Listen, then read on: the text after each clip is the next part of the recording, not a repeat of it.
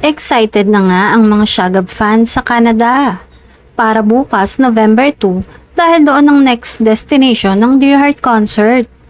Nag-invite na nga sina Sharon Cuneta at Gabby Concepcion sa kanilang Instagram para sa mga kababayan at fans na magkita-kita bukas sa The Meeting House, Oakville, Ontario, Canada para sa Dear Heart Concert US and Canada Tour 2024. Hindi maikakaila na masayang-masaya ang kanilang mga tagahanga sa nakaraang show sa California noong October 26 at 27.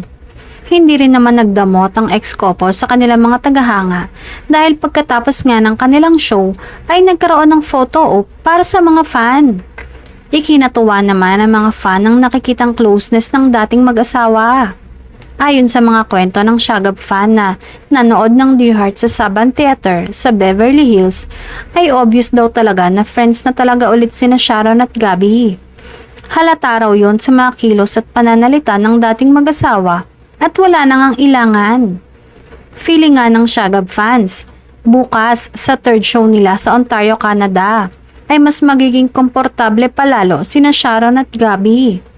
Mas okay nga daw tingnan ang dalawa na mukhang friends na at hindi na naiilang unlike noong unang show. Maaalalang muntika nang hindi matuloy ang USA at Canada concert tour na ito ni na Sharon at Gabby.